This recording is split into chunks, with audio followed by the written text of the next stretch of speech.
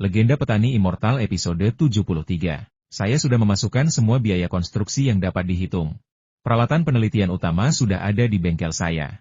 Yang saya butuhkan sekarang hanyalah apa yang baru saja saya sebutkan, serta peralatan ekstraksi dan produksi. Hal-hal ini akan menelan biaya paling banyak 15 juta. Ada juga 5 juta di dana cadangan saya, yang akan digunakan jika saya lupa menyiapkan peralatan apapun nanti. Pada saat itu, Michelle mengangguk tegas ya, 20 juta dolar as jelas cukup. Itu berhasil tunggu sebentar maksudmu dolar as? Li Yunfei baru saja akan merencanakan lokasi perusahaan kosmetik itu. Tetapi sebelum dia selesai berbicara, dia tiba-tiba tersedak oleh kalimat terakhir Michelle. Ya, 20 juta dolar as apa kau kira itu yuan Tiongkok? Kata Michelle dengan nada datar, matanya yang besar berkedip polos. Hehe. Li Yunfei terkekeh 2 kali untuk menyembunyikan rasa malu di wajahnya. Tidak, saya sedang membicarakan dolar AS. Awalnya saya kira itu euro. Sedangkan untuk euro, Li Yunfei belum pernah menggunakan euro seumur hidupnya. Jadi tentu saja dia berasumsi Michelle merujuk pada mata uang Tiongkok, yang memang hanya cara berpikirnya saja. Namun, jika diteliti lebih lanjut, investasi dan keuntungannya sebanding. Salep anti penuaan ini dapat diklasifikasikan sebagai kosmetik, tetapi juga dapat diklasifikasikan sebagai produk kesehatan. Meskipun basis produksinya belum dibangun dan penetapan harganya masih belum pasti, produk ini pasti akan dijual dengan harga yang sangat tinggi begitu diproduksi. Itu hanya 20 juta dolar AS. Anggap saja itu sebagai ruang kecil yang menghabiskan beberapa potongan batu giok mentah. Dengan tatapan penuh tekad, Li Yunfei mengesampingkan masalah pengeluaran uang. Tidak ada hasil tanpa masukan. Sama seperti ruang kecil itu, jika tidak diberi makan giok dan batu mulia, apakah ia dapat menghasilkan esensi mata air ruang angkasa?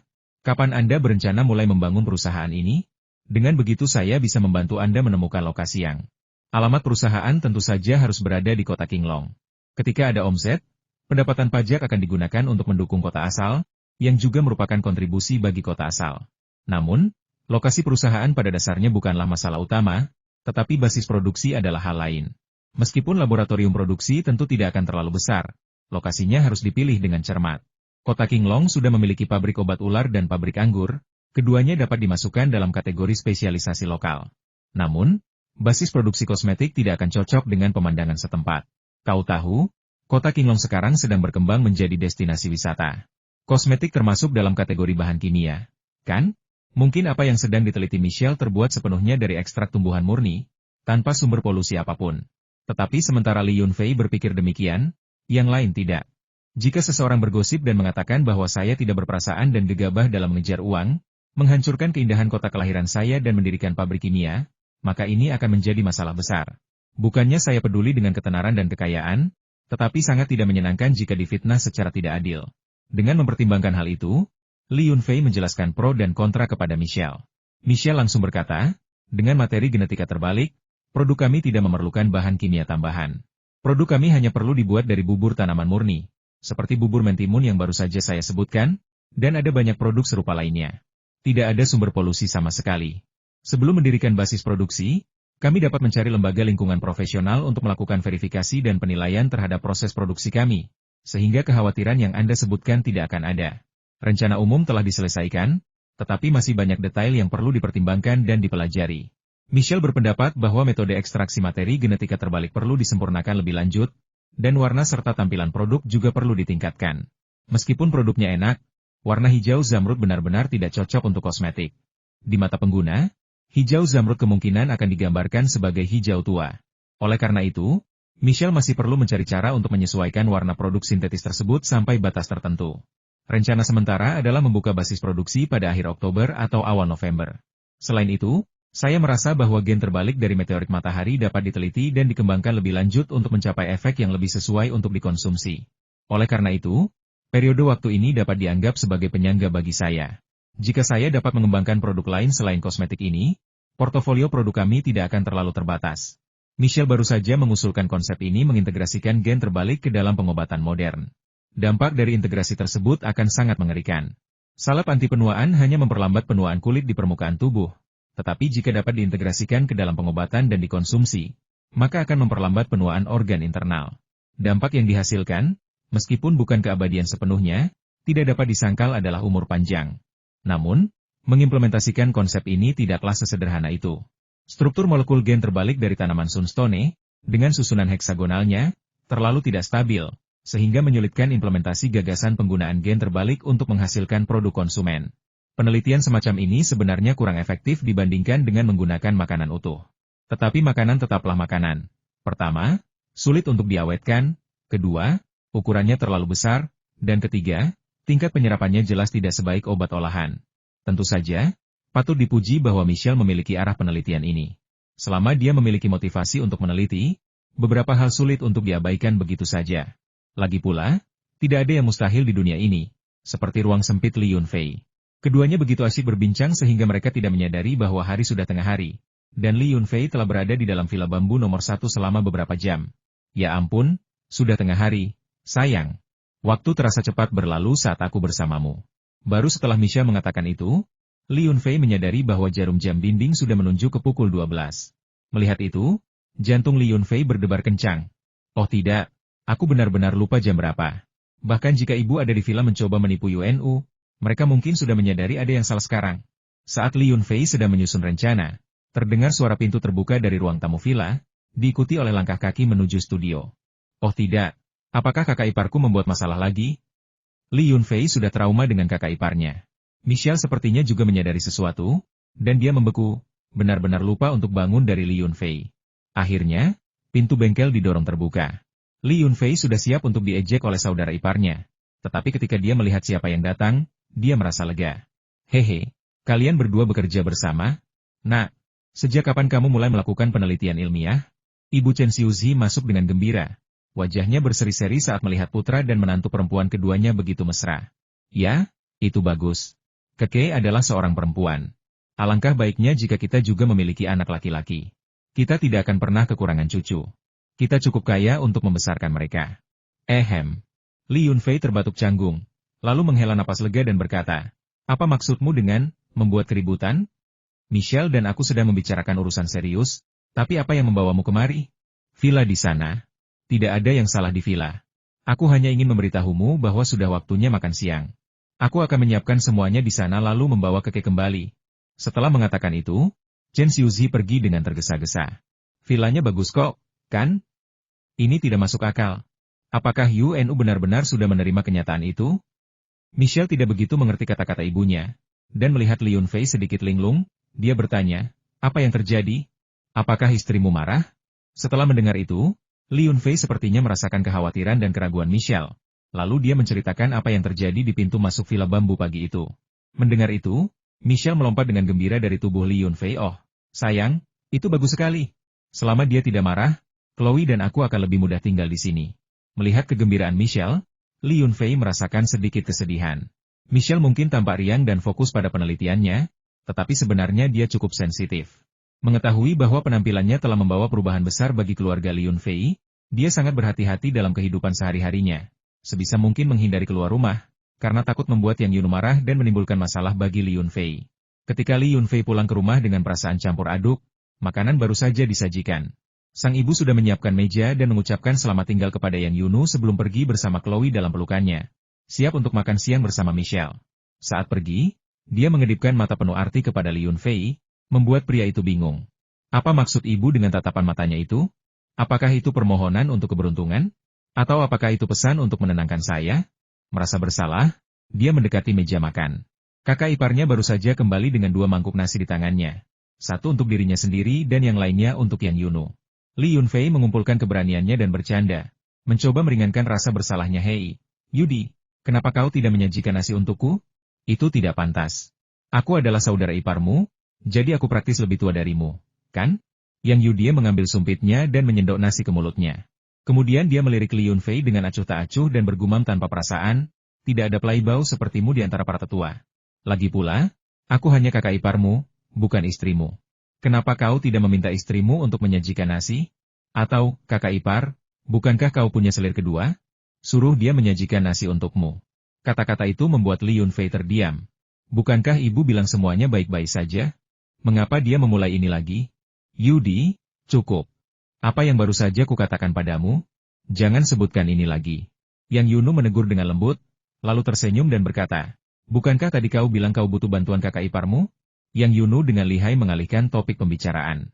Melihat ini, Li Yunfei menghela napas lega. Tampaknya memang tidak ada masalah dengan Yunu. Masalah utamanya adalah kakak iparnya memiliki duri dalam daging. Butuh bantuanku? Tidak masalah, ambilkan saja semangkuk nasi. Aku akan mengurus semuanya. Li Yunfei terkekeh, sudah mulai bersikap angkuh. Melihat adiknya membela saudara iparnya, Yang Yudie menggertakkan giginya. HMPH, Kak, kau tidak tahu apa yang terbaik untukmu. Aku penasaran kepada siapa kau akan mengadu jika nanti kau ditindas oleh istri kedua. Tanpa mengucapkan sepatah kata pun, Yang Yudie sengaja menyeret langkah kakinya yang berat saat ia pergi menyajikan nasi kepada Li Yunfei. Saat nasi disajikan, Yang Yudie membanting mangkuk di depan Li Yunfei dan berkata, kau baru saja mengatakan bahwa begitu nasi disajikan, semuanya akan baik-baik saja. Li Yunfei memandang mangkuk nasi itu dengan puas dan mengangguk silakan. Apa saja? Asalkan bukan tentang menyuruh iparmu melakukan pembunuhan, pembakaran, atau penipuan, aku pasti akan membantu jika aku bisa. Sekarang adalah kesempatan terbaik untuk membangun wibawa di hadapan kakak iparnya, Yang Yudie. Karena masalah Michelle, semua wibawa yang telah ia bangun di hadapan kakak iparnya telah lenyap. Sekarang Yang Yudie akhirnya memiliki sesuatu untuk diminta darinya, Li Yunfei tentu saja harus melakukannya dengan baik untuknya. Saya tidak berharap dapat mengubah sikap saudara ipar saya hanya dari satu kejadian, tetapi sedikit demi sedikit, hal itu akan terakumulasi, dan pada akhirnya, hari itu akan tiba.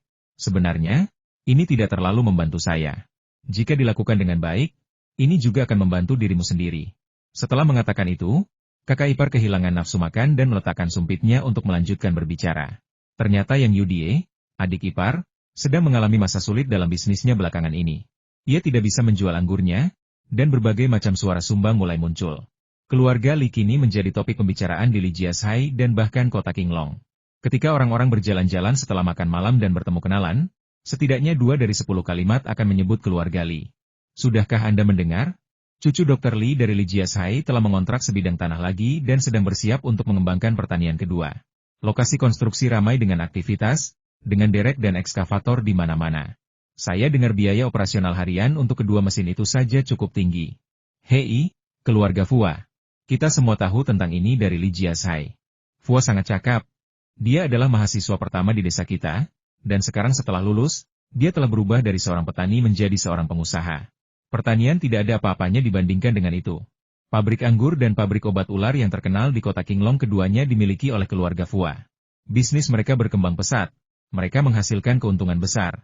Di pedesaan kecil itu, semua orang saling mengenal, dan ketika Anda bertemu seseorang di jalan, Anda secara alami akan mengobrol sebentar. Tetapi karena kurangnya informasi, tidak banyak yang bisa dibicarakan, sehingga situasi keluarga Li Yunfei secara alami menjadi topik pembicaraan. Sama seperti pagi ini, Chen Xiuzi memberitahu Li Yunfei bahwa ada orang-orang yang bergosip di luar, mengatakan bahwa pria yang punya uang menjadi jahat. Karena tak ada lagi yang bisa dibicarakan, mereka hanya bisa mengkritik keluarga Li.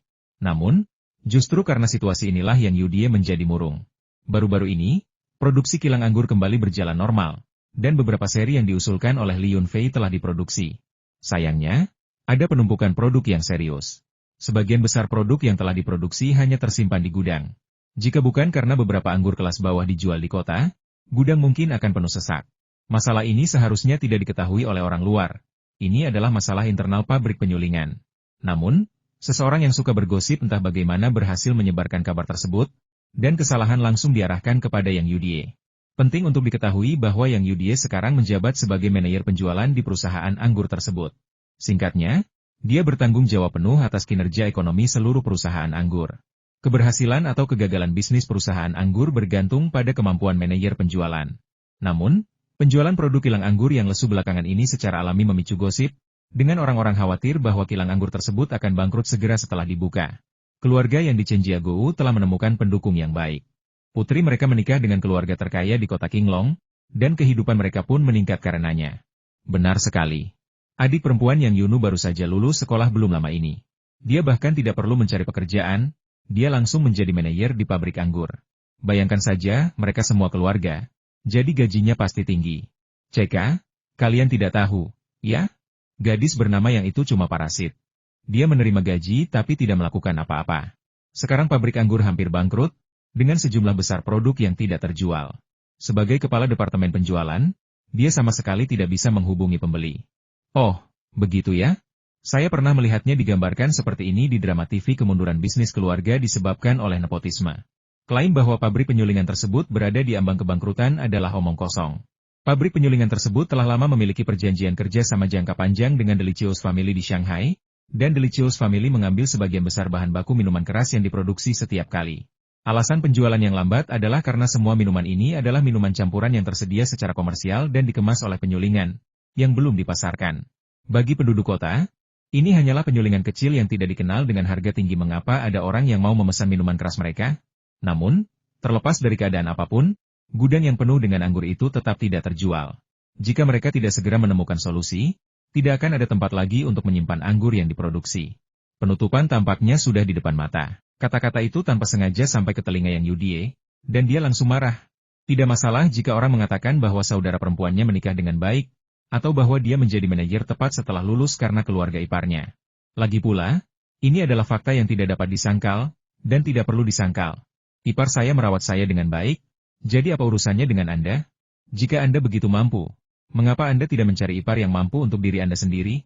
Namun, mengatakan bahwa dia tidak kompeten, seorang parasit, dan bahwa dia menghancurkan kilang anggur yang bagus adalah sesuatu yang tidak bisa dia terima. Setelah baru saja lulus, Yang Yudie penuh antusiasme dan bersemangat untuk meraih kesuksesan. Dengan koneksi kakak iparnya, dia bisa menghemat banyak usaha, tetapi itu tidak berarti dia tidak berusaha. Sejak mulai bekerja di kilang anggur, dia selalu rajin dan teliti setiap hari, mempelajari manajemen dan penjualan secara bersamaan. Hard drive laptopnya penuh dengan kursus pemasaran. Setiap hari, saya melakukan ratusan panggilan telepon untuk menghubungi distributor dan pelanggan. Dari waktu ke waktu, saya juga melakukan perjalanan dengan mobil yang berguncang ke kabupaten atau bahkan kota lain untuk mencari pelanggan. Siapa yang bisa melihat semua kerja keras ini? Setidaknya, saya sudah berusaha. Jadi tidak ada yang bisa mengatakan saya hanya menumpang. Bahkan jika Anda mengatakan saya tidak kompeten, bisakah Anda membawa beberapa klien ke tempat penyulingan? Jika Anda bisa menemukan klien, saya akan langsung memberikan posisi saya kepada Anda. Kakak ipar, bisakah kau percaya betapa menjengkelkannya orang-orang itu? Aku seorang wanita muda, berlarian seperti ini, dan kulitku menjadi kasar karena matahari beberapa hari terakhir ini, dan mereka masih saja mengatakan hal-hal seperti itu tentangku. Wah, bukan berarti aku sengaja tidak mencari pelanggan untuk kilang anggur. Aku hanya tidak bisa menemukan satupun. Saat ia berbicara, Yang Yudie, si tombau yang selalu bertingkah gila, tiba-tiba mulai menangis. Melihat wajahnya yang berlinang air mata, Li Yunfei tidak tahu harus berbuat apa. Yang Yunu bereaksi cepat dan segera menggeser kursinya ke sisi adiknya, memeluknya dan menghiburnya. Baiklah, Yudie, selama kamu sudah berusaha sebaik mungkin, tidak masalah apa kata orang lain. Aku dan kakak iparmu tidak akan menyalahkanmu. Kamu baru saja lulus sekolah, dan kamu masih dalam tahap adaptasi dan belajar. Bahkan ketika aku bekerja di perusahaan perlindungan lingkungan milik orang lain, aku hanya seorang karyawan junior, menyajikan teh dan membersihkan sepanjang hari. Kamu sudah sangat cakap, lebih cakap daripada kakakmu. Mendengar kata-kata itu, Yang Yudie akhirnya merasa sedikit terhibur dan berhenti menangis. Benarkah? Kakak? Apakah kakak benar-benar berpikir begitu? Hei, gadis bodoh, kenapa kau masih bertingkah seperti anak kecil, hanya menunggu orang lain memujimu? Yang Yunu dengan penuh kasih sayang mengusap kepala adik perempuannya dan berkata, benarkah? Apakah kakakmu akan berbohong padamu? Kau lebih mampu daripada kakakmu. Adapun orang-orang malas yang bicara omong kosong itu, apakah mereka tidak mengerti situasi di kilang anggur ini? Kilang anggur kita baru saja mulai berproduksi, dan kita bahkan belum melakukan promosi apapun. Aneh rasanya jika kita bisa menjual apapun. Paling buruk, jika para penggosip itu benar-benar cakap, kenapa mereka tidak membawa beberapa klien? Lalu saudara iparmu pasti akan mengatur posisi penting di departemen penjualan untuk mereka, bukan? Tepat sekali. Lagi pula aku seorang mahasiswa. Mereka hanyalah sekumpulan idiot yang bicara omong kosong tanpa tahu apa-apa. Itu sangat menjengkelkan. Sambil menyeka air matanya, Yang Yudie kembali menjadi dirinya yang energik seperti biasanya. Ia menatap Li Yunfei dengan ekspresi tersinggung dan berkata dengan memohon, kakak ipar, apakah kau akan membantuku atau tidak? Beri aku jawaban yang jujur. Pabrik anggur ini bukan milikku. Aku hanya karyawanmu. Jika bisnis ini gagal, kaulah yang akan rugi. Li Yunfei merasa geli sekaligus jengkel karenanya. Gadis ini tahu bagaimana mengalihkan fokus. Dia jelas meminta bantuan saya, tetapi sekarang dialah yang memberi saya peringatan, memperingatkan saya agar tidak kehilangan uang. Tolong, bagaimana mungkin aku tidak membantu masalahmu, batuk? Oke, ini tidak ada hubungannya denganmu. Ini masalahku sendiri. Melihat Yang Yudie hendak menangis lagi, Li Yunfei segera mengubah nada bicaranya. Menghubungi klien untuk kilang anggur? Pekerjaan macam apa itu? Apakah dunia berhenti berputar tanpa saya? Saya perlu membangun beberapa koneksi untuk tim saya sekarang. Kalau tidak saya akan kelelahan jika harus melakukan semuanya sendiri. Memikirkan hal ini, Li Yunfei teringat pekerjaan pemasaran untuk ikan pisau naga hijau. Kedua hal itu bisa digabungkan. Saluran kelas atas sudah terbentuk, jadi mengapa khawatir produknya tidak laku? Sungguh lelucon. Baiklah, aku akan mengundang beberapa teman untuk makan malam siang ini. Yudi, belikan anggur dari tempat penyulingan, satu peti untuk setiap jenisnya. Mari kita adakan pesta kecil untuk menjual anggur. Jangan menatapku seperti itu, cepat makan. Kamu bisa percaya pada iparmu untuk mengurus semuanya, dia pasti akan menyelesaikannya. Yang Yudie menatap kosong ke arah Li Yunfei untuk waktu yang lama sebelum akhirnya berkata, masalah serumit ini, kau pikir kau bisa begitu saja mentraktir seseorang makan? Aku tidak berpendidikan, jangan coba-coba menipuku. Setelah makan siang, Yang Yunu kembali ke kamarnya untuk tidur siang. Sementara Yang Yudie menempel pada Li Yunfei, mendesaknya untuk menghubungi teman-temannya dan datang untuk mencicipi anggur. Yudi, kenapa kau terburu-buru sekali? Ini baru tengah hari. Matahari terik sekali. Siapa yang mau datang? Li Yunfei sedang sibuk membereskan piring ketika ia pergi ke dapur untuk mencucinya. Yang Yudie langsung masuk dan tiba-tiba merebut mangkuk dan sumpit, sambil berkata, kamu yang panggil dulu, aku yang cuci piring. Kau benar-benar terbawa suasana, ya? Baiklah, kau saja yang cuci piring. Li Yunfei tidak menyebutkan panggilan telepon itu lagi dan langsung keluar. Sekarang tengah hari, dan ketiga restoran di kota itu sedang ramai. Para pemiliknya pasti punya urusan lain, jadi ini bukan waktu yang tepat untuk menelepon mereka sekarang. Lebih baik menunggu sampai jam makan siang usai sebelum menghubungi mereka. Lagi pula, jika Li Yunfei menelepon, mereka pasti akan segera datang. Sungguh lelucon. Siapa yang berani tidak datang? Bagaimana jika bos Li Yunfei marah dan memutus pasokan sayuran dan buah-buahan mereka? Kepada siapa mereka bisa mengadu saat itu? Ketika Yang Yudie keluar setelah mencuci piring, dia melihat Li Yunfei duduk santai di sofa sambil minum teh. Dia langsung marah dan berteriak, kakak ipar, maukah kau membantuku atau tidak? Atau, kamu bahkan tidak bisa mendapatkan pelanggan? Kamu baru saja membual kepada adikku di meja makan. Hei! Aku, membual? Yudi, saudara iparmu tidak akan termakan oleh provokasi semacam itu. Li Yunfei meniup uap yang naik dari cangkir tehnya, menyesapnya, dan menikmatinya sebelum berkata, jangan khawatir, aku pasti akan menelepon mereka untukmu. Aku juga perlu berbicara dengan mereka tentang sesuatu. Setelah aku menghabiskan secangkir teh ini, kita akan pergi mengambil anggur terlebih dahulu, lalu aku bisa menelepon mereka. Kita bisa datang sekitar waktu makan malam, yang akan pas sekali. Kau berjanji? Gumam Yang Yudie, agak gelisah. Aku janji, aku saudara iparmu, kenapa aku harus berbohong pada anak kecil sepertimu? Kata Li Yunfei sambil menyeringai. Yang Yudie mendengus, kau anak kecil. Kalau aku tidak masuk universitas, mungkin aku sudah menikah sebelum kakakku. Setelah itu, gadis itu melompat pergi telepon aku kalau kau sudah pergi. Aku mau ke kamar tidur untuk tidur siang. Memanfaatkan waktu istirahat ini, Li Yunfei meminum 2 cangkir teh tetapi tidak beristirahat. Tubuh rohnya langsung memasuki ruang kecil dan mulai melatih kedua Gear Falcon muda tersebut. Setelah kejadian semalam, Ertuzi sama sekali tidak berani bertindak gegabah di depan Li Yunfei. Begitu Li Yunfei tiba, dia langsung meraih kedua anaknya dan terbang ke udara. Pria ini tidak berani bergeming dan hanya berbaring di sarangnya berpura-pura tidur. Kedua anak kecil itu juga memiliki kesan mendalam terhadap Li Yunfei. Setelah mengetahui betapa menakutkannya dia, mereka hampir selalu menuruti perintahnya. Kecuali terkadang tidak mengerti perintah Li Yunfei, mereka pada dasarnya pergi kemanapun Li Yunfei menunjuk. Setelah bermain dengan burung-burung itu sebentar, Li Yunfei sangat gembira sehingga ia menangkap 2 ikan luar angkasa dan memberikannya kepada 2 Gear Falcon kecil. Selalu ada imbalan untuk kerja keras. Ia harus menanamkan konsep ini pada mereka sejak usia muda sehingga ketika mereka dilepas ke dunia, mereka akan tahu untuk membantunya dalam pekerjaannya dan bahwa akan ada imbalan. Di dalam ruangan kecil itu, Li Yunfei tampak asyik bermain dengan 2 ekor Gear Falcon muda. Wang Chai dan Xiao Hei memperhatikan dengan iri, sambil berpikir dalam hati, apa yang begitu menarik dari kedua anak ayam ini? Mereka hanya bisa terbang, kan? Apa yang membuat mereka begitu istimewa sehingga bisa menghabiskan seluruh waktu mereka bersama pemiliknya? HMPH. Begitu kalian berdua bersaudara berubah menjadi naga dan terbang menembus awan, kalian akan bisa membawa tuan kalian kemana-mana. Mari kita lihat apakah kalian, burung-burung lusuh ini, masih berguna bagi tuan kalian. Mungkin, dengan tingkat kecerdasan mereka saat ini, mereka belum memiliki pemikiran seperti itu, tetapi setidaknya, cara Wang Chai dan Xiao Hei memandang kedua anak ayam itu dipenuhi dengan rasa iri dan kebencian. Setelah berlama-lama di kaki Li Yunfei, kedua ular piton besar itu, menyadari bahwa mereka sama sekali tidak terlihat, segera kehilangan minat, dengan lesu berbaring di tanah, dan melanjutkan tidur. Dilihat dari waktunya, pelatihan hampir selesai, jadi Li Yunfei meninggalkan ruangan kecil itu, memanggil ke kamar tidur untuk membangunkan saudara iparnya, dan membawanya keluar pintu. Mobil pickup Li Yunfei dipinjam oleh Master Yu dari tim konstruksi pagi itu dan belum dikembalikan hingga sekarang.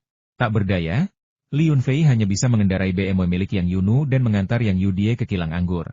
Ketika mereka tiba di gerbang pabrik penyulingan, Li Yunfei tidak keluar dari mobil Yudi, masuk dan cari dua pekerja untuk memindahkan anggur. Ambil lebih banyak anggur kelas atas, karena teman-teman saya pasti sangat menyukainya. Ini produk utama kita. Ambil lebih sedikit anggur kelas menengah hingga rendah lainnya sebagai sampel dan lihat apakah mereka dapat membantu mempromosikannya. Mungkin tidak ada harapan untuk membuat mereka membeli barang secara langsung. Lalu bagaimana denganmu, kakak ipar? Kau membuatku melakukan semua pekerjaan berat ini. Kata Yang Yudie dengan tidak puas ketika melihat Li Yunfei tidak berniat turun dari bus. Hei, aku tidak bisa hanya mengkhawatirkan satu hal ini saja. Aku akan memanfaatkan kesempatan ini untuk memeriksa situasi di peternakan nomor 2 di sebelah. Kita akan mengadakan pesta malam ini, kita tidak bisa mengabaikan kakakmu Dahai dan adikmu Kinkin, kan? Dengan itu, Li Yunfei menginjak pedal gas dan pergi, meninggalkan Yang Yudie sendirian sambil menghentakkan kakinya karena frustrasi. Saat tiba di ladang nomor 2, pembangunan sedang berlangsung dengan pesat, dengan sekelompok besar pekerja sibuk mengerjakan tugas mereka. Berbeda dengan saat pembangunan villa nomor 1, kali ini, selain tim konstruksi dari perusahaan Hudahai, penduduk desa juga dipekerjakan sebagai buruh sementara. Karena perahu yang dicat tersebut merupakan karya yang diikutsertakan dalam sebuah kompetisi dan berkaitan dengan pengembangan masa depan perusahaan konstruksi Hudahai, semua pekerja yang terlibat adalah pekerja yang berpengalaman dan terampil, agar setiap detailnya dibuat sesempurna mungkin. Benar saja, meskipun Hudahai malas, dia secara pribadi mengarahkan pekerjaan di lokasi konstruksi sampai dia melihat Li Yunfei datang. Baru kemudian dia melepas helm pengamannya, menyeka keringat di dahinya, dan berkata, "Sial, aku sudah lama tidak bekerja sekeras ini. Aku lelah sekali. Lihat semua keringat ini. Kau harus memperlakukanku dengan baik malam ini. Setidaknya bawakan aku 2 ekor kura-kura tua dari kolam ikanmu untuk membantuku memulihkan diri." "Hah? Kau cuma berdiri di sana memberi perintah? Apa gunanya semua usaha itu? Kau berkeringat deras, kalau minum suplemen lagi nanti kau akan berlebihan, kau akan kepanasan, dan kau bahkan mungkin tidak bisa punya anak." Li Yunfei tentu saja sangat menentang antusiasme Hudahai untuk menumpang makan, belum lagi efek buruk dari makan berlebihan. Yang bisa saya katakan hanyalah, yang kamu makan hanyalah uang. Hudahai terkejut mendengar kata-kata Li Yunfei. Apa? Benarkah? Kau bercanda? Kuang? Apa kau pikir aku perlu bersusah payah seperti ini? Jika kau tidak mengatakan ingin menikah mendadak dengan Jiang Kinkin, aku tidak akan repot-repot mengingatkanmu. Apa kau lupa apa yang dilakukan kakekku? Meskipun kita tidak memiliki kemampuannya, kita masih tahu sedikit banyak dari apa yang telah kita dengar. CK, kalau begitu aku tidak akan memakannya. Beri saja aku 2 pon sayuran rebus malam ini, aku akan memakannya dengan kecap, oke? Hudahai menatap Li Yunfei dengan kesal, seolah-olah tidak membiarkannya makan daging itu seperti dia berhutang banyak uang padanya. Baiklah, baiklah, berhenti menatapku seperti itu. Makanlah sebanyak yang kamu mau. Paling buruk, kakekku akan memeriksa denyut nadimu dan meresepkan obat untuk membantu mengatur tubuhmu, oke? Aku datang ke sini untuk memberitahumu bahwa aku mengadakan pesta makan malam di rumahku malam ini. Aku mengundang beberapa klien untuk mencicipi anggur. Kau sudah pernah bertemu mereka semua sebelumnya. Ayo bergabung dalam keseruan ini, dan jangan bilang aku tidak mengundangmu ke acara bagus ini. Setelah memeriksa lokasi konstruksi dan menyapa Hudahai, Li Yunfei kembali ke kilang anggur.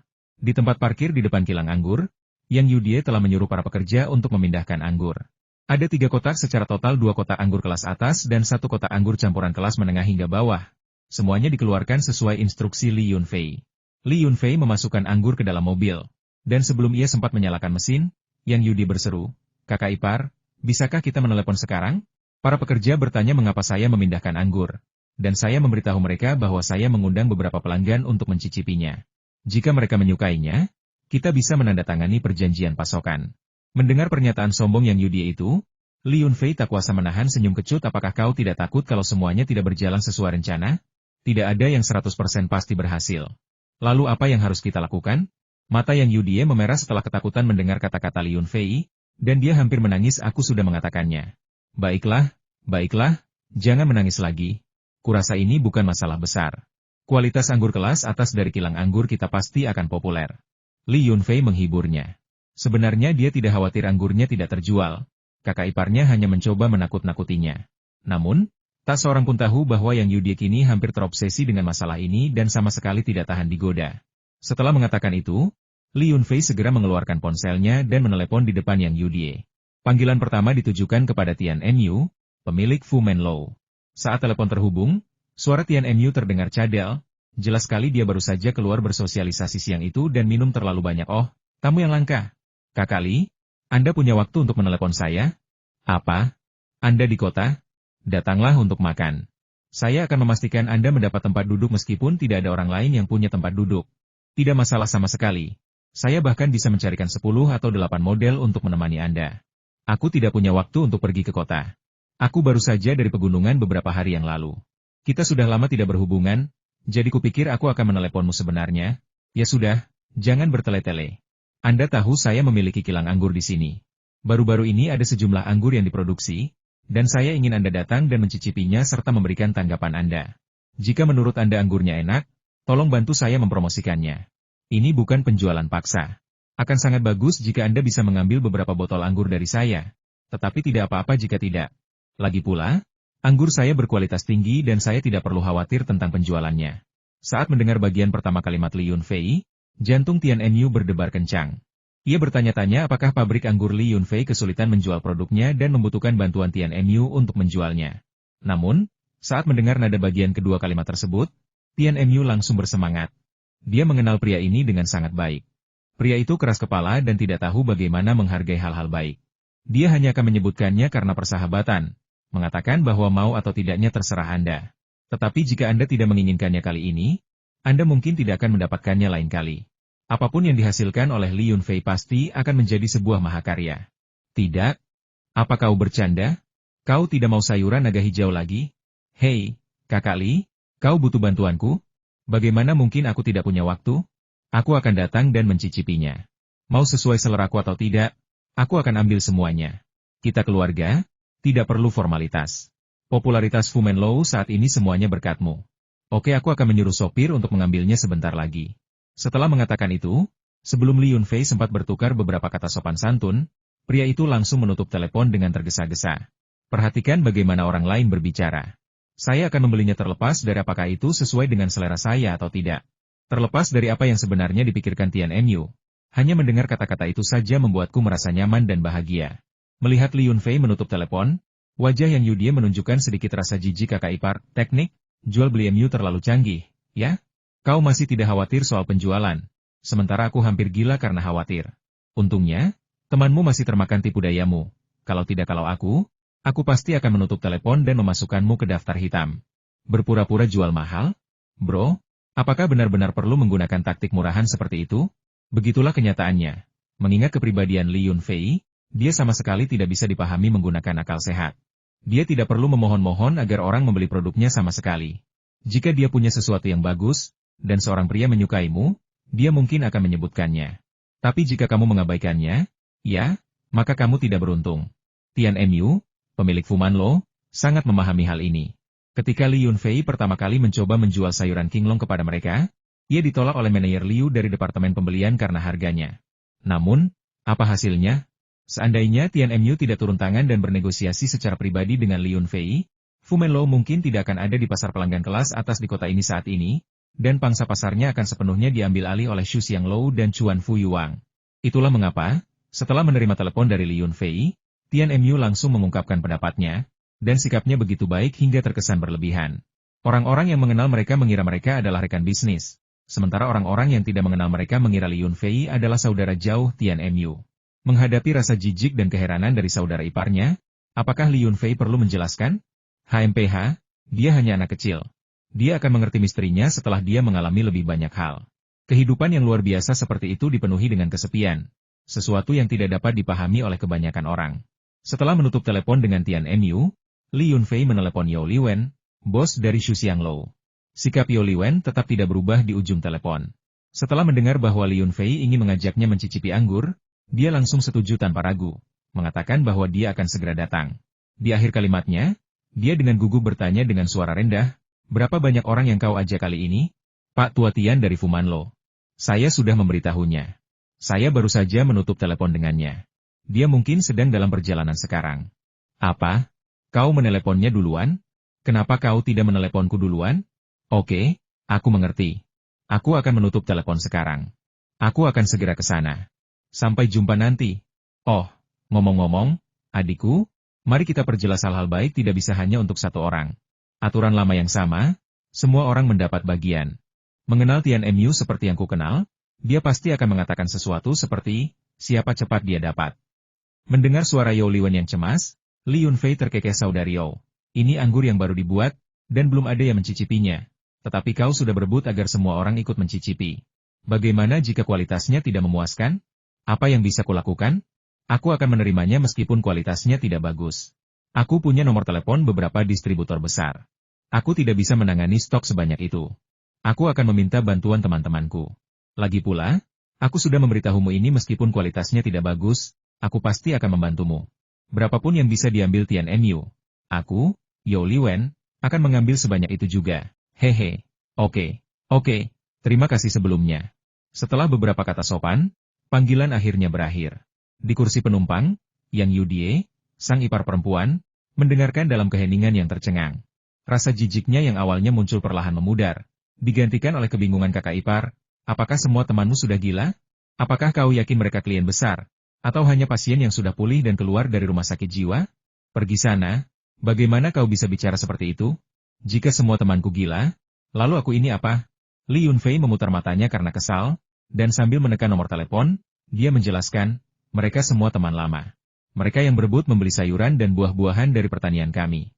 Mereka tahu kualitas produk kami, jadi mereka semua sangat percaya pada produk kami. Panggilan ketiga ditujukan kepada Yu Jun, pemilik Chuan Fu Fish King. Dibandingkan dengan dua rival lama yang telah lama memperebutkan kasih sayangnya, dia, sebagai orang luar, tampak cukup santai. Lagi pula, Yu Jun tahu bahwa jika Li Yunfei akan menghubunginya, itu pasti karena dirinya mencicipi anggur. Apa kau sudah pergi ke dua tempat lainnya? Kalau sudah, aku juga akan ikut. Haha, sudah lama aku tidak bertemu Kakak Li. Ayo kita minum-minum malam ini. Setelah melakukan ketiga panggilan telepon itu, Yang Yudie akhirnya merasa lega sepenuhnya. 2 dari 3 bos meyakinkannya bahwa mereka bersedia mengambil barang tersebut, sehingga dia, sebagai manajer penjualan, akhirnya akan berhenti diremehkan. Meskipun dia tidak terlibat sama sekali dalam hal ini, dan semuanya berkat bantuan saudara iparnya yang membantunya menjalin koneksi, jika kali ini tidak berhasil, akan ada kesempatan lain. Setelah saluran penjualan awal dibuka dan orang-orang memiliki pemahaman dasar tentang King Long Winery, dia tidak perlu khawatir mencari pelanggan di masa mendatang. Selama Yang Yudie bersedia berusaha, dia, sebagai manajer penjualan, pasti akan sangat sibuk di masa mendatang. Ayo pergi, aku akan mengantarmu pulang dulu, lalu aku masih harus pergi ke tambak ikan. Li Yunfei tidak melupakan hal penting. Mempromosikan ikan pisau King Long adalah fokus utama, dan pabrik anggur King Long hanyalah proyek sampingan. Namun, alasan mengapa dia tidak menjelaskan soal ikan pisau melalui telepon adalah karena Li Yunfei ragu. Harga ikan pisau terlalu tinggi, dan dia tidak tahu berapa banyak yang sebenarnya bisa dikonsumsi oleh ketiga restoran tersebut. Masalah ini perlu dibahas lebih lanjut, dan akan lebih baik jika dinegosiasikan secara langsung. Saat BMW itu melaju kembali ke peternakan nomor 1, bahkan sebelum sampai di villa, Li Yunfei sudah bisa melihat sebuah Mercedes terparkir di tempat parkir dari kejauhan. Wow, itu sangat cepat. Pelanggannya tiba secepat ini? Seru Yang Yudie. Namun, Li Yunfei tidak berpikir demikian. Plat nomor Mercedes itu bukan plat lokal, jadi jelas bukan milik pemilik 3 restoran di kota itu. Selain itu, dia baru saja menelepon beberapa saat yang lalu. Mengingat jarak dari kota ke kota King Long, bahkan jika mereka mengemudi dengan cepat, akan membutuhkan waktu 2 atau 3 jam untuk sampai ke sana. Mobil Mercedes-Benz itu memiliki plat nomor dari ibu kota provinsi, tetapi Li Yunfei tidak memiliki banyak teman di ibu kota provinsi. Siapa yang akan datang ke rumahnya pada jam segini? Saat Li Yunfei memarkir mobil dengan sedikit ragu, 2 orang keluar dari villa. Setelah diperhatikan lebih dekat, Li Yunfei menyadari bahwa mereka memang tamu langka. Dia segera membuka pintu mobil dan keluar, seraya berseru kaget, "Wow, Tuan Lu? Apa yang membawa Anda jauh-jauh dari Shanghai?" Orang yang datang itu tak lain adalah Lu Guangrong dari keluarga kuliner di Shanghai. Bukankah orang ini masih di Shanghai beberapa hari yang lalu ketika dia menelepon? Bagaimana mungkin dia datang ke sini tanpa mengucapkan sepatah kata pun? Haha, angin dari segala arah. Angin ini berbau meriah. Bukankah kau bilang kakak iparmu akan melahirkan? Makanya aku datang untuk mengucapkan selamat. Aku baru turun dari pesawat siang ini, meminjam mobil di ibu kota provinsi, dan aku serta asistenku Xiao Wu langsung datang. Ada apa? Dilihat dari sikap Tuan Li, kau tidak menyambutku? Lu Guangrong dengan hangat menghampiri dan berjabat tangan dengan Li Yunfei. Siapapun yang tidak mengetahui situasinya akan mengira itu adalah pertemuan antar pemimpin. Bagaimana mungkin saya tidak menyambut Anda? Tuan Lu adalah tamu yang langka. Tapi, Anda sebenarnya tidak datang untuk memberi selamat kepada saya, kan? Saya rasa saya belum memberitahu Anda kapan putra saya lahir. Li Yunfei bingung dengan kedatangan Lu Guangrong, tetapi itu juga sebuah kebetulan. Dia baru saja akan mempromosikan ikan pisau naga hijau ketika pria ini datang mengetuk pintunya. Hei, bukankah tadi di telepon kamu bilang akan datang dalam beberapa hari ke depan? Lebih cepat lebih baik. Lu Guangrong bercanda sebelum menjelaskan. Lagi pula, bukankah kamu bilang berencana meningkatkan pasokan? Dewan direksi sangat antusias ketika mendengarnya, tetapi mereka khawatir mungkin ada perubahan yang tidak terduga. Jadi mereka mengirimku untuk memeriksanya sendiri. Kebetulan sekali ini adalah pekan emas hari nasional. Aku bahkan tidak bisa mendapatkan 2 hari libur sepanjang tahun. Sekarang akhirnya aku bebas mencuri waktu untuk datang ke rumahmu untuk berlibur. Mendengar ini, Li Yunfei akhirnya mengerti. Ternyata Lu Guangrong takut bebek yang baru saja dibuatnya akan terbang pergi. Kuota pasokan dan penjualan yang baru saja dipesannya direbut oleh orang lain. Dia harus mengakui bahwa keluarga Delicious benar-benar menghargai teman mereka. Lagi pula, mereka telah datang jauh-jauh dari Shanghai, yang menunjukkan perhatian mereka. Lebih baik beruntung daripada datang lebih awal. Tuan Lu, Anda datang ke tempat yang tepat kali ini. Ayo, ayo. Saya akan mengajak Anda melihat sesuatu yang bagus. Karena kita sudah di sini, jangan menunggu lain kali. Saya akan mengajak Lu Guangrong ke tambak ikan dan menangkap beberapa ikan pita untuk dinikmati semua orang malam ini. Ada hal bagus lagi?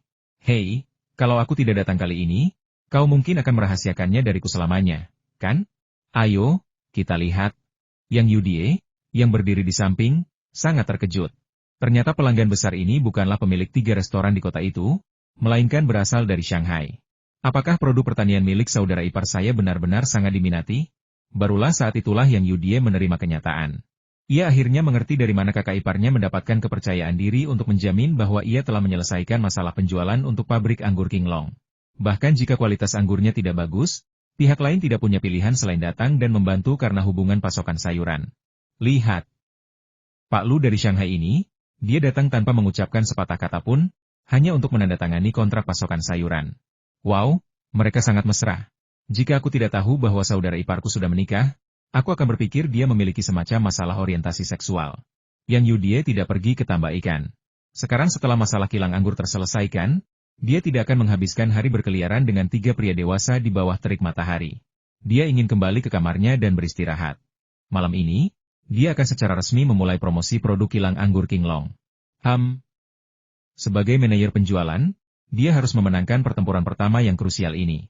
Ketiganya masuk ke dalam mobil dan berkendara menuju tambak ikan. Sambil mengagumi pemandangan, Lu Guangrong memanfaatkan kesempatan untuk bertanya, pemandangan di pegunungan ini sungguh indah. Begitu kita sampai di kota Qinglong, kualitas udaranya terasa jauh lebih segar. Oh, ngomong-ngomong, Kakak Li, di mana tambak baru yang kau sebutkan itu? Bagaimana perkembangan pembangunannya? Kapan aku bisa pergi melihatnya? Melihat keinginan Lu Guangrong yang begitu besar untuk segera terbang ke peternakan nomor 2, Li Yunfei merasa tak berdaya. Aku sudah berjanji, dan kau masih begitu khawatir. Seberapa besar kau tidak mempercayai karakterku? Peternakan nomor 2 masih berada di tepi sungai Xiandai. Pembangunan baru saja dimulai. Air di ladang telah dikeringkan 2 hari yang lalu, dan tanahnya belum dibajak. Jika Anda ingin melihatnya, Anda bisa pergi besok. Lagi pula, Anda sudah di sini sekarang, Anda tidak mungkin bisa tinggal sampai besok. Ya, saya tidak akan pergi. Saya akan tinggal setidaknya 3 atau 4 hari. Tapi kapan pertanian baru ini akan selesai? Apakah tim konstruksinya dapat diandalkan? Saya kenal beberapa pemilik perusahaan konstruksi di Sichuan. Bagaimana kalau saya kenalkan Anda kepada mereka? Baiklah, Li Yunfei sudah memahaminya. Kecuali jika dia menunjukkan bukti yang nyata atau membawanya ke peternakan nomor 2, Lu Guangrong bertekad untuk tetap pada pendiriannya. Presiden Lu, jangan sebut-sebut lagi kebun nomor 2. Saya pasti akan mengajak Anda melihatnya besok, dan saya pasti akan memberikan peningkatan kuota sayuran yang telah saya janjikan. Tapi jangan membahasnya hari ini. Sejujurnya, sayuran berkualitas yang saya ajak Anda lihat sekarang tidak kalah dengan sayuran Qinglong. Bahkan, jika kita memasarkannya dengan baik, reputasi keluarga Delicious Anda pasti akan meningkat ke level yang lebih tinggi. Apakah itu benar-benar dilebih-lebihkan? Lu Guangrong dipenuhi keraguan dan sama sekali tidak mempercayainya. Delicious Family adalah hotel bintang 5 bersertifikasi internasional, yang tidak dapat dibandingkan dengan paket wisata menginap 5 hari di Hotel Bintang 5 di pulau yang diklaim oleh kelompok-kelompok wisata tersebut. Ingin membawa Delicious Family ke level selanjutnya? Kamu bercanda? Apakah menurutmu ini seperti bermain game online di mana kamu mengalahkan bos? Poin pengalamanmu meningkat dengan cepat, karaktermu memancarkan cahaya putih, dan kamu naik level? Meskipun mereka tidak menganggap serius perkataan Li Yunfei, Lu Guangrong dan asistennya, Xiao Wu, tetap saling bertukar pandang dan tertarik pada hal-hal baik yang disebutkan Li Yunfei. Hehe, Tuan Li, saya terlalu tidak sabar. Anda mungkin tahu situasi keluarga lezat kami. Hidangan berkualitas tinggi yang terbuat dari sayuran kinglong sedang langka. Banyak pelanggan kelas atas terkadang bahkan tidak bisa mendapatkan meja, dan sudah beberapa kali keadaan hampir di luar kendali. Baiklah, jika Anda tidak ingin mendengarnya, saya tidak akan mengatakan apa-apa lagi. Mari kita tidak membicarakan peternakan nomor 2 lagi. Tapi, Lu Guangrong mengubah topik pembicaraan, akhirnya langsung ke intinya apa sebenarnya. Barang bagus, yang kau bicarakan itu? Melihat Lu Guangrong telah termakan umpannya, Li Yunfei tersenyum tipis, tetapi tetap membuatnya penasaran. Jangan terburu-buru. Kami akan segera sampai, Anda akan tahu saat kami tiba. Saya katakan, Tuan Lu, Anda menjalani kehidupan yang begitu cepat di Shanghai, dan sekarang setelah akhirnya Anda datang ke daerah pedesaan kami, mengapa Anda tidak sedikit bersantai? Anda selalu tegang. Apakah Anda tidak lelah? Ya, itu masuk akal. Aku juga terobsesi dan belum keluar dari mode kerja. Haha, semua ini berkat Kakak Li yang membangunkanku dari mimpiku. Lu Guangrong mengucapkan ini dengan lantang, tetapi dalam hatinya ia mengumpat. Apa kau benar-benar berpikir aku di sini untuk jalan-jalan? Kalau bukan karena kuota sayuranmu, Dewan Direksi tidak akan membiarkanku pergi. Aku bahkan sudah memberi jaminan pada atasan kali ini. Jika aku tidak bisa menyelesaikan kontrak pasokan dan penjualan yang baru, pekerjaanku akan terancam. Terlepas dari kehidupan glamornya dan gelar terhormat Presiden Lu yang diterimanya kemanapun dia pergi, pada akhirnya dia hanyalah seorang karyawan berpangkat tinggi yang bekerja untuk seorang bos besar, meskipun karyawan tingkat tinggi. Saat mobil melaju menuju lokasi penangkapan ikan yang baru, Lu Guangrong dan Xiao Wu tidak mengucapkan sepatah kata pun. Namun, begitu mereka bertiga keluar dari mobil, Lu Guangrong tak bisa menahan diri lagi. Ia menarik lengan Li Yunfei, wajahnya penuh desakan Bos Li. Saudara Li, kalian tidak akan memberi saya bagian ikan air tawar, kan? Lu Guangrong pernah mencicipi ikan spesial kinglong sebelumnya. Tetapi sayangnya situasinya tetap sama, pasokan tidak dapat memenuhi permintaan. Raja ikan Sichuan sendirian mengonsumsi sebagian besar persediaan, dan dengan bagian yang kadang-kadang diberikan kepada Xu Xianglou dan Fu Manlou, peluang apa yang dimiliki keluarga Delicious? Melihat Li Yunfei membawa mereka berdua ke tambak ikan, Lu Guangrong dan temannya sangat gembira. Mereka berpikir dalam hati, pantas saja Li Yunfei bilang sayuran ini sama enaknya dengan sayuran kinglong. Ternyata mereka punya stok ikan air tawar spesial. Sebelum Lu Guangrong dan Xiao Wu dapat mengungkapkan rasa terima kasih mereka kepada Li Yunfei, kata-kata Li Yunfei membekukan senyum mereka. Maaf, Tuan Lu, stok ikan air tawar masih habis. Barang-barang ini langka. Jika saya tidak menyisihkan sedikit untuk diri saya sendiri setiap kali saya mengirimkannya, saya khawatir keluarga saya sendiri tidak akan bisa makan. Lalu mengapa kau membawaku kemari? Otot wajah Lu Guangrong berkedut 2 kali, dan dia hampir tersedak air mata mendengar kata-kata Li Yunfei. Li Yunfei tersenyum misterius, dan akhirnya langsung ke intinya. Kami tidak memiliki ikan air tawar biasa, tetapi baru-baru ini saya mulai memelihara beberapa ikan pisau sungai Yangtze. Saya ingin tahu apakah Tuan Lu tertarik. Ikan pisau sungai Yangtze? Lu Guangrong dan asistennya, Xiao Wu, saling bertukar pandang dan berseru kaget. Tinggal di Shanghai di muara sungai Yangtze, mereka berdua sangat familiar dengan nama ini. Setiap tahun sebelum festival Qingming, restoran-restoran besar di Shanghai akan mulai mencari kuota ikan pisau dari berbagai provinsi di lembah sungai Yangtze. Ikan pisau sungai Yangtze yang paling otentik, yang hidup di lembah sungai Yangtze, harganya mencapai beberapa ribu yuan per kilogram, dan begitu masuk ke restoran, harganya akan langsung melonjak beberapa kali lipat. Selain nilai gizi ikan pisau, fakta bahwa ikan ini langka saja sudah cukup membuat sekelompok orang kaya ngiler. Mereka tidak peduli dengan hal lain. Selama ikan itu langka dan mahal, dan memakannya akan meningkatkan citra mereka, mereka akan berebut untuk mendapatkannya. Namun, ada 3 jenis ikan pisau. Jiangdao, ikan pisau asli dari lembah sungai Yangtze, memiliki tubuh ramping dan berwarna putih keperakan di seluruh tubuhnya. Karena ditangkap saat bermigrasi ke lembah sungai Yangtze, garam dalam tubuhnya menjadi encer, dan dagingnya menjadi empuk dan lezat, menjadikannya ikan yang paling mahal. Ikan pisau laut ditangkap di perairan tempat air tawar dan air laut bercampur di dekat muara sungai Yangtze. Meskipun spesies ikannya murni, kandungan garam dalam tubuhnya belum diencerkan, sehingga kualitas dagingnya jauh lebih rendah daripada ikan pisau sungai. Ikan pisau danau, jenis ikan pisau yang hidup di danau, hanya dapat dianggap sebagai kerabat dekat ikan pisau sungai Yangtze. Karena tidak memiliki proses ekologi migrasi, tekstur daging, rasa, dan bahkan nilai gizinya sangat berbeda dari ikan pisau sungai Yangtze dan ikan pisau laut. Meskipun terlihat mirip, para ahli dapat membedakannya berdasarkan kepala dan insangnya. Banyak pedagang yang tidak jujur di pasar menggunakan ikan pisau danau untuk menyamarkan sebagai ikan pisau sungai Yangtze dan menjualnya dengan harga tinggi. Sebagai manajer umum sebuah keluarga pencinta kuliner, bagaimana mungkin Lu Guangrong tidak mengetahui perbedaan antara berbagai jenis ikan pisau? Ini adalah ikan pisau yang dibudidayakan di kolam ikan. Meskipun teknik pembiakannya sangat sulit, ini sama sekali bukan ikan pisau sungai, paling-paling hanya bisa dianggap sebagai ikan pisau danau. Setelah rasa terkejut awal, sedikit rasa kecewaan yang hampir tak terlihat muncul di wajah Lu Guangrong dan asistennya, Xiao Wu. Namun, sebaik apapun mereka menyembunyikannya, Li Yunfei menyadarinya. Apa? Tuan Lu tidak tertarik? Lu Guangrong tidak tahu bagaimana menjelaskannya. Jika dia harus mengatakan yang sebenarnya, dia akan meremehkan si pisau danau, tetapi dia takut menyakiti perasaan Li Yunfei. Jika dia tidak mengatakan yang sebenarnya, bagaimana dia bisa menjelaskannya? Saat Lu Guangrong sedang bergumul dengan dilema ini, asistennya, Xiao Wu, angkat bicara Tuan Li, bukan berarti kami tidak tertarik. Tetapi apakah Anda yakin ikan pisau yang Anda budidayakan dapat mencapai kualitas ikan pisau sungai? Di pasar Shanghai, ikan pisau biasa bukanlah hal yang langka. Kata-kata Xiao Wu langsung ke intinya, mengungkap masalah tersebut, dan Li Yunfei akhirnya memahami pikiran Lu Guangrong. Ketika Lu Guangrong melihat Xiao Wu dengan begitu terus terang mengungkapkan kebenaran, dia hampir kehilangan kesabarannya saat itu juga. Hei Xiao Wu, tidakkah kau tahu Li Yunfei adalah salah satu pemasok penting kita? Jika kau membuatnya marah dan kita kehilangan kuota sayuran, siapa yang akan bertanggung jawab?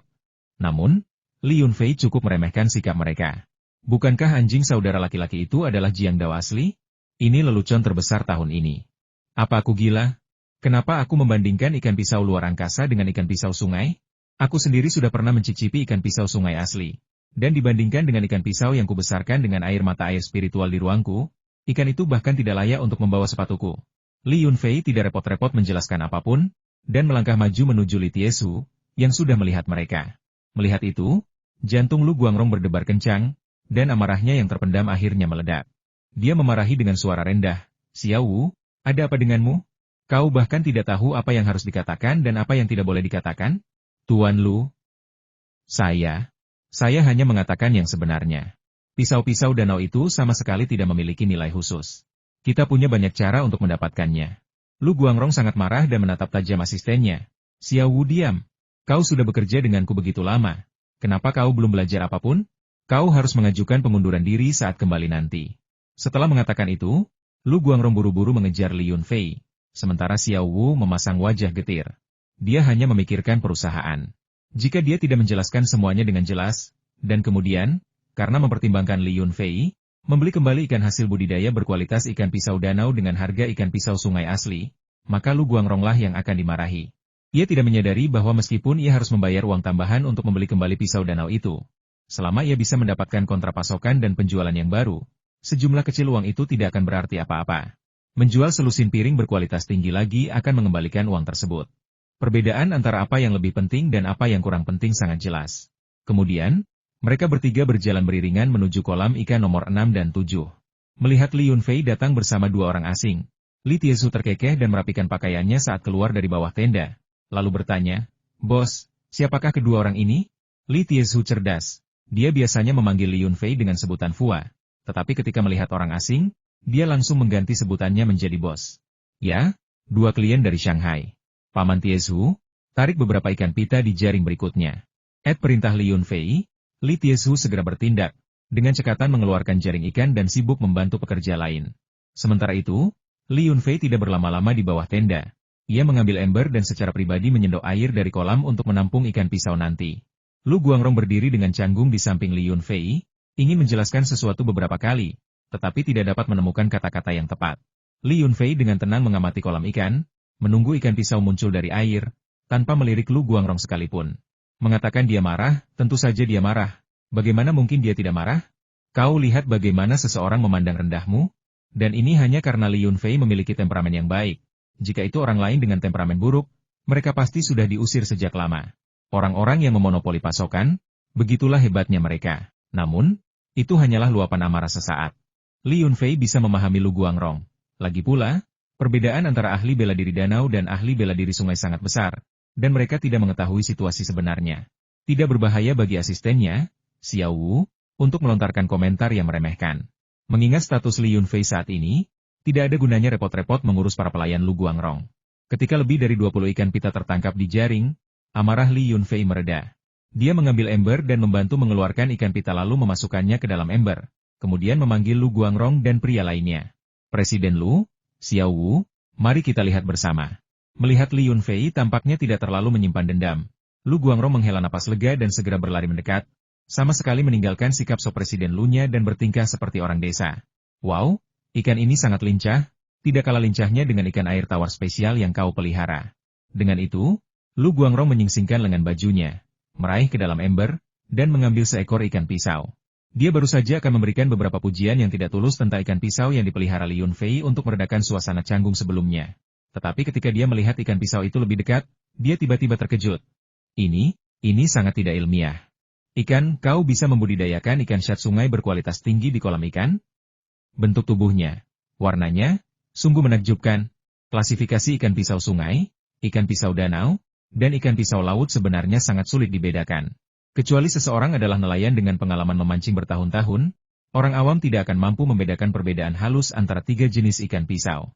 Namun, Lu Guangrong, yang bekerja di industri catering, berpengetahuan luas dan memiliki kemampuan luar biasa untuk membedakan bahan-bahan.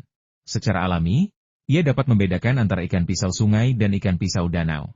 Sisik ikan pisau sungai berwarna putih, dan seluruh tubuhnya tembus cahaya, hampir transparan.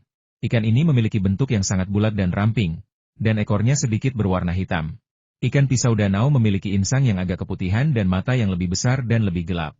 Karena mereka tidak mengikuti pola ekologis migrasi, mereka memiliki lebih sedikit lemak tubuh daripada ikan pisau sungai, yang berarti mereka lebih ramping dan lebih kecil. Ciri khas mereka yang paling mencolok adalah ekornya yang berwarna kuning. Namun, apa yang terbentang di hadapan kita?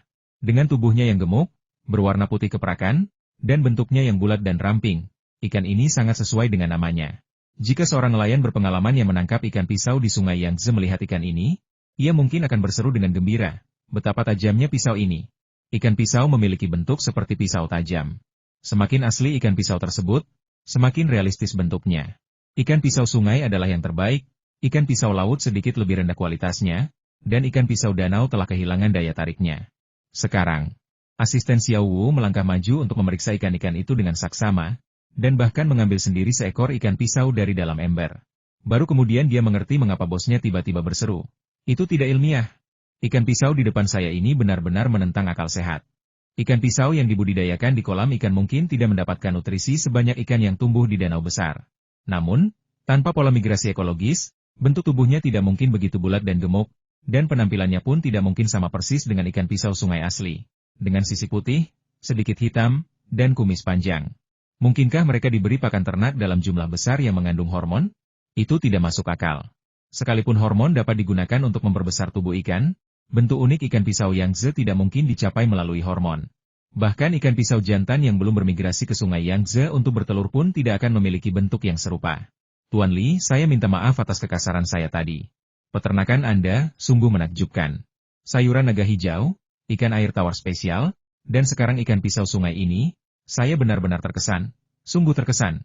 Asisten Xiao Wu dengan hati-hati menempatkan ikan pisau ke dalam ember dan mendongak untuk menyampaikan permintaan maafnya kepada Li Yunfei.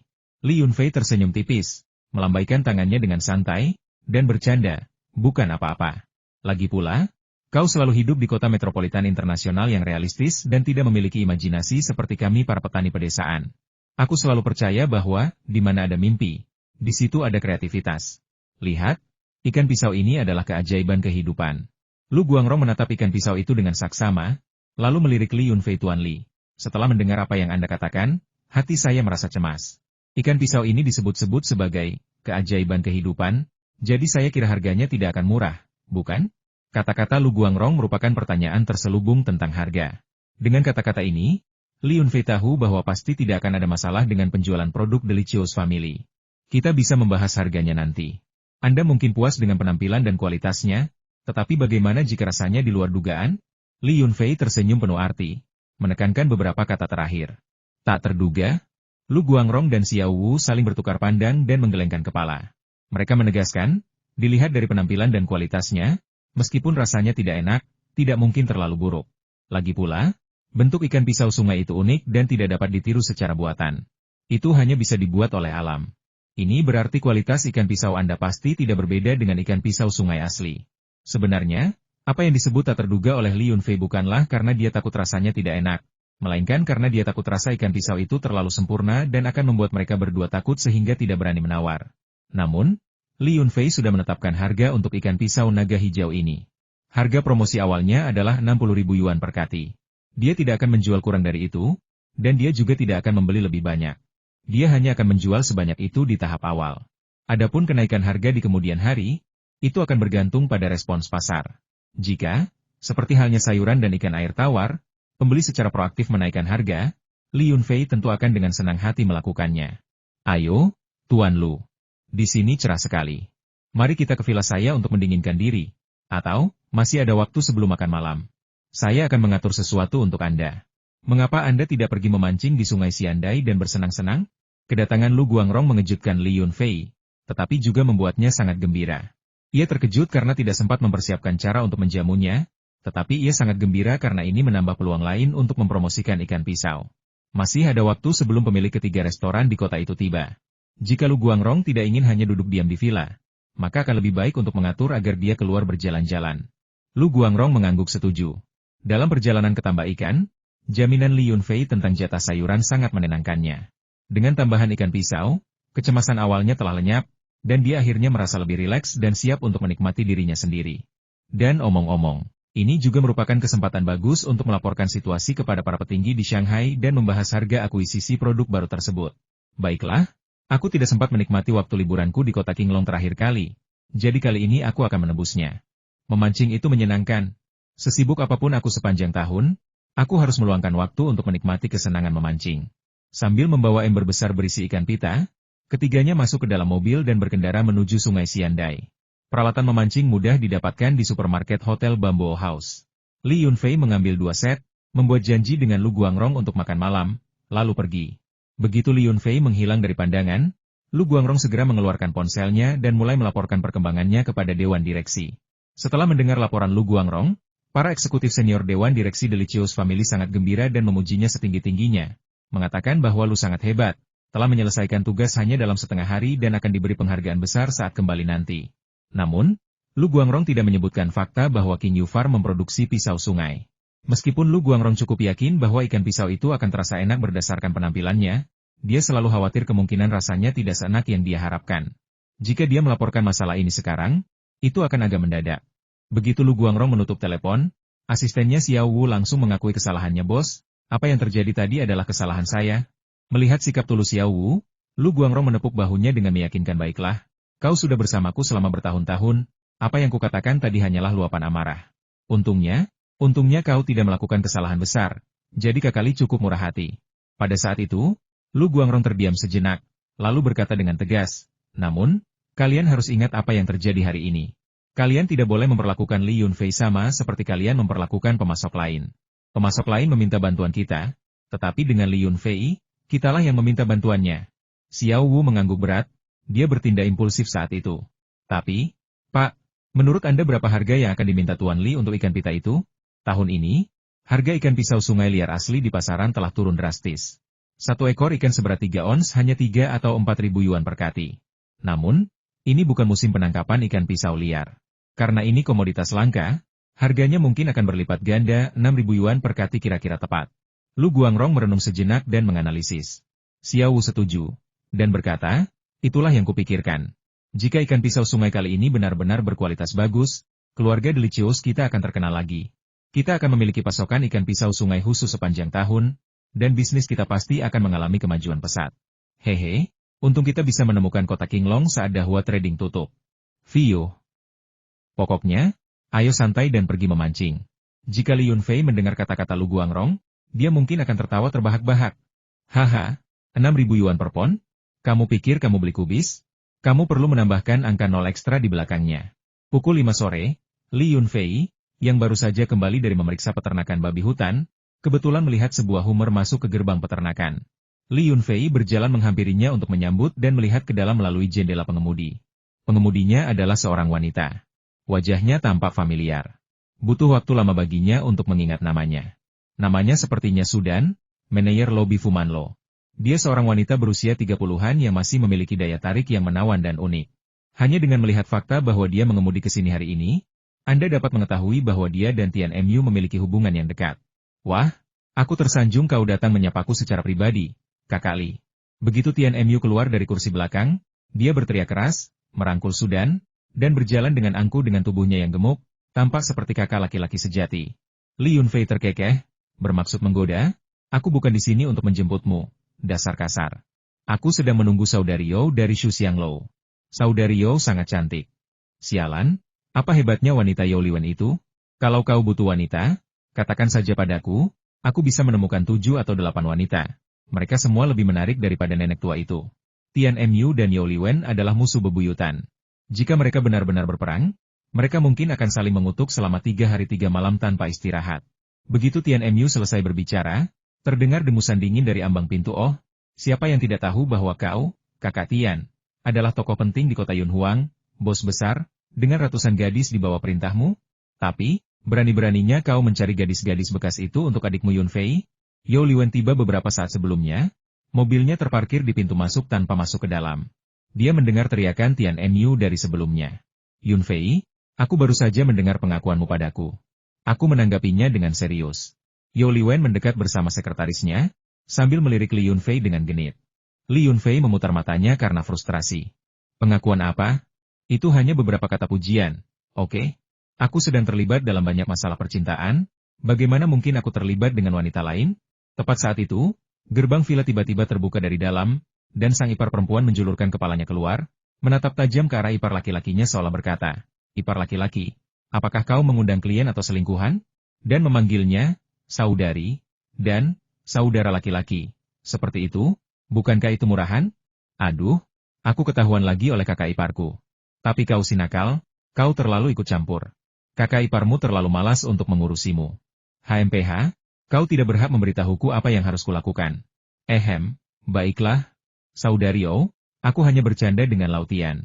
Sambil berbicara, Li Yunfei mendekati keduanya, memegang tangan salah satu dari mereka, dan berkata sambil tersenyum, "Mari kita perjelas, kita sedang mengadakan acara mencicipi anggur di rumahku hari ini, jadi tidak ada yang bisa saling menyerang. Singkirkan dendam, ada tamu lain di sini. Jika kalian berdua mulai bertengkar, menurutmu aku harus berpihak pada siapa?" Begitu Tian Mu dan You Liwen tiba, villa itu langsung menjadi ramai. Kedua pria itu duduk di sisi kiri dan kanan Yang Yunu, saling bertukar basa-basi dan bertanya, "Oh, apakah kakak iparmu akan melahirkan? Sudahkah kau membuat pengaturan dengan rumah sakit?" "Baiklah, jangan khawatir, serahkan saja padaku, Lautian. Pergi ke rumah sakit kesehatan ibu dan anak di kota, aku kenal baik direkturnya, aku bahkan bisa mendapatkan ruang VIP." Tian Mu awalnya ingin menyalakan rokok, tetapi begitu melihat Yang Yunu, dia segera menyimpan rokoknya dengan patuh, itu benar-benar sulit baginya. Melihat sikap Tian Mu yang terlalu memperhatikan, You Liwen tak mau kalah perutmu terlihat seperti perut anak laki-laki. "Adikku. Bentuknya lancip. Saat sepupuku melahirkan, para tetua semua berkata begitu, dan ternyata memang anak laki-laki." Yang Yunu kehilangan kata-kata untuk menanggapi sapaan hangat dari kedua pria itu. Saat berhadapan dengan Tian Mu, Yang Yunu tidak tahu harus memulai percakapan seperti apa. Namun, ia merasa sedikit lebih nyaman dengan You Liwen, yang juga seorang wanita ibu dan nenekku sama-sama mengatakan demikian, tetapi ini hanya hal-hal yang mereka dengar dari pengalaman, jadi mereka tidak bisa 100% yakin. Awalnya aku ingin pergi ke rumah sakit untuk pemeriksaan guna menentukan jenis kelamin, tetapi Yunfei tidak punya waktu, jadi aku menundanya. Dia akan segera melahirkan, jadi tidak perlu melakukan pemeriksaan lagi. Hei, bukankah lebih baik tahu sebelumnya? Serahkan ini padaku. Aku akan menghubungi rumah sakit sekarang juga, dan aku akan menemanimu untuk pemeriksaan besok. Tian Mu memanfaatkan kesempatan itu dan tidak melepaskannya. Li Yunfei, yang berdiri di samping, memandang pemandangan di hadapannya dengan campuran rasa geli dan jengkel. "Saudara Tian, ini istriku, oke? Mengapa kau tampak lebih cemas daripada aku saat mengatakan itu?" "CK. Apa gunanya menekankan soal lingkungan kader? Li Jiashai sangat jauh dari kota. Aku saja sudah lelah hanya karena perjalanan mobil ke sini, apalagi membiarkan kakak iparku pergi sejauh itu. Tian Mu, jangan beri aku nasihat buruk. Kau tidak mengerti urusan perempuan." You Liwen memanfaatkan kesempatan itu dan langsung menambah penghinaan. Mendengar itu, Tian Mu menjadi tidak senang. Apa maksudmu? Aku tidak mengerti. Kau bahkan belum punya anak, tapi aku sudah. Ya ampun, saya tidak tahu Anda punya fungsi ini, Tuan Tian. Melihat keduanya hendak berkelahi lagi, Li Yunfei segera berteriak, baiklah, kalian berdua berhenti di sini. Aku akan mengurus urusan istriku sendiri. Yudi, tuangkan teh untuk para tamu. Yang Yudie memandang Tian Mu dan Yao Liwen, yang tampak siap berkelahi kapan saja, dan merasa sangat bingung. Ia berpikir dalam hati, orang macam apa yang ditemukan oleh iparku ini? Mereka terus berdebat dari gerbang depan sampai ke villa dan belum juga berhenti. Mungkinkah keduanya adalah pasangan yang sudah bercerai? Itulah sebabnya mereka terus bertengkar dan berkelahi. Tian Mu dan temannya tinggal di villa selama hampir setengah jam sebelum Yu Jun akhirnya tiba. Dengan demikian, ketiga raksasa industri catering di kota Yunhuang telah tiba. Jika orang luar melihat bahwa pemilik tiga restoran yang selalu berselisih justru berkumpul di desa pegunungan terpencil seperti itu, mereka mungkin akan sangat terkejut. Apa yang sedang terjadi di sini? Ketiganya, yang biasanya bahkan tidak akan mengeluarkan suara jika berpapasan di jalan saat berebut bisnis, kini duduk bersama di sebuah meja dengan ramah, bertukar basa-basi dari waktu ke waktu. Ini benar-benar aneh. Di dalam ruang tamu villa, setelah Li Yunfei sendiri menyiapkan meja makan, Hu Dahai, Jiang Qinqin, Lu Guangrong, dan asistennya Xiao Wu tiba hampir seketika. Setelah semua orang duduk, Chef Li, yang secara khusus dipinjam dari King Heju oleh Li Yunfei untuk memasak, membawakan nampan berisi berbagai hidangan ke meja. Sejujurnya, selama Pekan Emas Hari Nasional, ketika King Heju sedang sibuk, Li Yunfei seharusnya tidak menyuruh Chef Li pergi. Bukankah atasan Chef Li, Chef Zheng Xinyan, masih berada di Bamboo Villa? Namun, Zheng Xinyan adalah anggota dunia bela diri dan mungkin akan memandang rendah orang biasa yang tidak memahami jalan kultivasi. Jadi Li Yunfei tidak berbicara. Lagi pula, memanggil Zheng Xinyan pasti akan menarik perhatian Gu Tua, Xiao Tua, dan bahkan Guru Gong Tua. Ini bukanlah yang ingin dilihat Li Yunfei. Sebaiknya urusan dunia persilatan dan urusan dunia fana dipisahkan. Kedua belah pihak adalah teman, tetapi mereka harus menghindari persinggungan sebisa mungkin. Biarkan kedua dunia tetap sejajar. Ketika Li Yunfei terkadang terlibat dalam hal-hal sepele seperti bertarung dan membunuh di dunia persilatan, dia juga dapat bersantai dan menarik napas di dunia fana. Chef Li meletakkan hidangan-hidangan di atas nampan besar, dengan patuh menyebutkan nama-nama hidangan tersebut, lalu buru-buru pergi. Ia masih harus bergegas kembali ke King Heju untuk bekerja, karena sudah waktu makan siang. Beberapa tamu menatap kosong ke arah hidangan di atas meja, dan bahkan Lu Guangrong, yang mengetahui situasinya, agak bingung. Hu Dahai dan Li Yunfei adalah yang paling dekat, jadi dia langsung mulai mengeluh, "Hei, kakak, kau berjanji akan memberi kami pesta, dan ini yang kau sajikan? Mana kura-kuranya? Mana belutnya? Mana babi hutannya? Mana ayam berbulu hitamnya?" Di atas meja terdapat 8 hidangan, semuanya dibuat dengan bahan yang sama, tetapi disiapkan dengan cara yang berbeda. Hidangan pertama adalah ikan pita goreng, yang kedua adalah ikan pita kukus, yang ketiga adalah ikan pita rebus, yang keempat adalah ikan pita dengan pasta kacang lebar, yang kelima adalah ikan pita pedas. Singkatnya, ke-8 hidangan tersebut disiapkan menggunakan berbagai metode memasak, termasuk menggoreng, mengukus, dan merebus, dan semuanya dibuat dengan ikan pita naga hijau. Saudara Li, apakah Anda akan mengadakan pesta ikan utuh? Tapi pesta ikan utuh tidak seperti ini. Mengapa semua ikannya sama?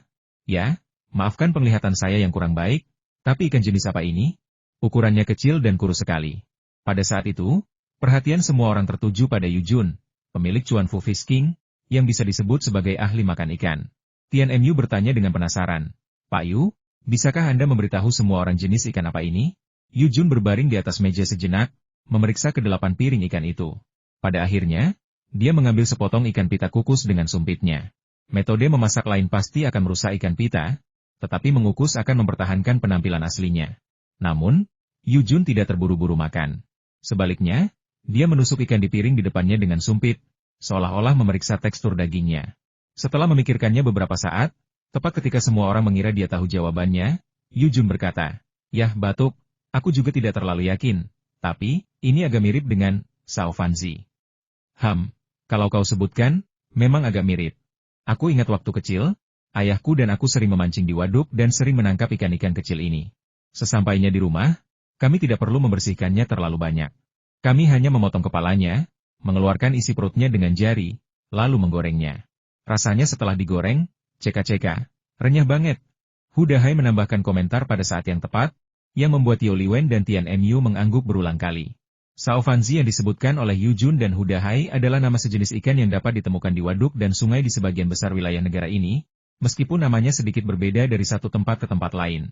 Karena ikan ini berwarna putih keperakan dan tembus cahaya, serta memancarkan cahaya redup saat dipantulkan oleh matahari. Di sebagian besar tempat ikan ini disebut garis putih atau ikan kecil putih. Karena jenis ikan ini mudah dimasak dan dapat langsung dimakan setelah digoreng dalam minyak, beberapa restoran juga menyajikannya sebagai hidangan pembuka, sehingga disebut juga dinner street. Di wilayah Sichuan, ikan ini biasanya disebut ikan saofanzi, dan merupakan ikan air tawar yang sangat umum dan murah.